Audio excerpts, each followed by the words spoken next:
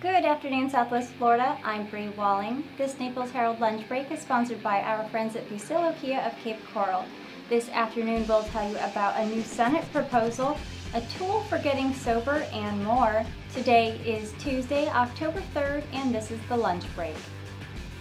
Florida Senator Rob Bradley is seeking at least $100 million a year to be set aside for Florida Forever, the state's most prominent land preservation fund. The SB 370 proposal would annually designate a portion of the state's land acquisition trust fund for the Florida Forever program, which in the past received as much as $300 million a year.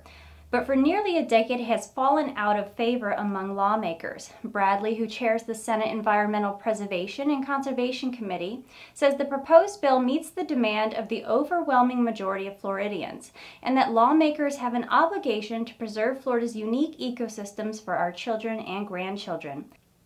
The bill doesn't have a House version, but drew praise Monday from environmentalists. Since 2001, Florida Forever has been used to purchase more than 718,000 acres of land. But the program has languished since the recession, and some key legislators have questioned the need for Florida to buy more land while struggling to manage the land it already owns. Meanwhile, environmental groups continue to pursue a lawsuit that argues lawmakers have not properly carried out the 2014 constitutional amendment because of the limited amount of spending on land buying and preservation.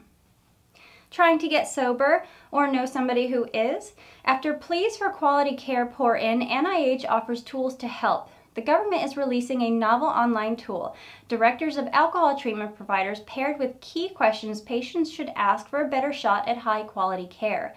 More than 15 million adults in the U.S. have what's called alcohol use disorder, meaning they misuse or are addicted to alcohol, and fewer than 10% get treatment. And those who do get treated don't receive quality care that best fits their needs.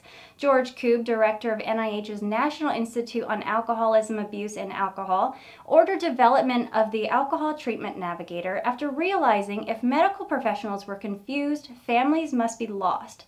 And the tool can't solve issues of affordability or accessibility. Insurance coverage varies, and some parts of the country have shortages of providers that may leave patients traveling or turning to telemedicine. But the Navigator offers a step-by-step guide to assessing additional options beyond the well-known AA and detox. After the horrific act of violence on Sunday, stories of heroism emerged about those who saved countless lives at the Las Vegas shooting. Rob Leadbetter, a U.S. Army veteran who served as a sniper in Iraq, immediately began tending to the wounded. As one of several heroes to emerge from the deadliest mass shooting in modern U.S. history. Amid the massacre in Las Vegas, there were acts of compassion and countless heroics that officials say saved scores of lives. There was a man, one survivor known only as Zach, who herded people to a safe place. But not all of Sunday night's heroes survived. Sonny Melton, a registered nurse, died in the shooting while shielding his wife. And just hours after the shooting, there were hundreds of people lined up to donate blood or help any way they could. It's important to hold these acts of heroism up during these dark times to shine light and remind us that there are still many good people in this world. And that was the lunch break for today. I'm Bri Walling. The lunch break airs Monday through Friday at 12 p.m. right here at NaplesHerald.com. And don't forget to check out our morning report that also airs Monday through Friday at 8 a.m. Thank you for watching, and we'll see you tomorrow.